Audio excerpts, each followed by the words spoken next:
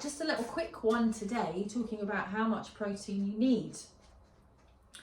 Now, if you do your own research on this, you're going to find a massive variation in people's recommendations as to how much protein we actually need. So I've done research and I'm here to tell you my opinion on the research that I have done. Okay, so this is not advice and I am not giving you health recommendations. I'm just telling you what I found, okay? Just to get that out there first. So latest research shows that if somebody is active and healthy, then they should be looking at 1 gram of protein per pound of body weight that they own. So what does that look like? Well, I weigh about 130 pounds, okay, in weight. So ideally, I would be looking at 130 grams of protein in a day, okay? Now, first of all, you might think, oh my goodness, that sounds like so much. There's no way I'm gonna be able to eat all that. However, if you focus on it, it's really not that difficult. Given that, I think there's 20 grams in a chicken drumstick. So if I had 2 chicken drumsticks as a snack, I'm already at 40 and I've got to get to 130, and that's even without my meals. So it's just a matter of focus and concentrating and a little bit of forward planning to get that protein into your diet.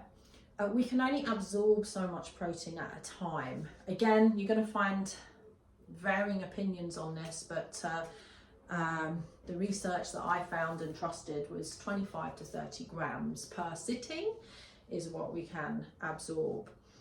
And you want to spread that throughout the day, because otherwise, if I eat like 50 grams, then sort of 20 of that is not wasted, but I can't absorb it quick enough, okay? So you want to look at protein breakfast, protein lunch, and a protein dinner. And then my snacks in between are always protein, because I need a lot of protein. I'm doing a lot of working out. I run, I lift heavy weights. So I know that I kind of need the maximum whack of protein that I can get. But even if you're not as active as me, you're probably still not eating enough protein. So I really want you to look at that. And you can get technical about it.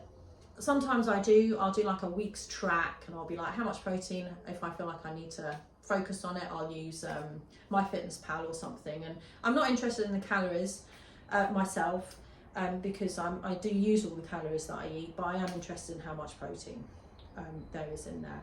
Or you can just do it casually and say, okay, what is my protein source for breakfast? What is my protein source for lunch? What is my protein source for dinner? And what am I snacking on in between?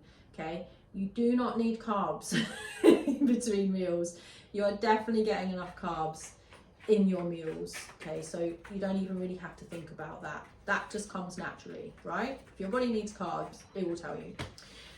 Okay, so any questions on that, give me a shout. It's really easy if you're a fish and meat eater, really easy. If you're not, then it takes a little bit more planning, because there's not so much protein in non-meat and fish sources, but you can be clever about it and still make sure that you get in enough. Just a little interesting thing that I learned recently, that if you go on Weight Watchers these days, that is protein based. So your free snacks or free food on Weight Watchers is protein. It limits fats and carbs, and they're pointed. I think I still use the point system. But if you feel like you need a quick fix snack, salmon fillets, okay, you can eat that. As many as you like. I mean, how many can you eat? That's the thing, you know.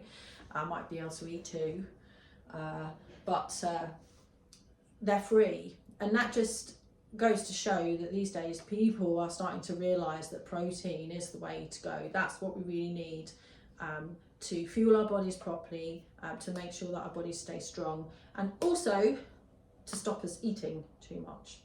So go look at those protein information sections on the back of your food, and start looking at ways that you can get more protein into your breakfast, lunch and dinner. Okay?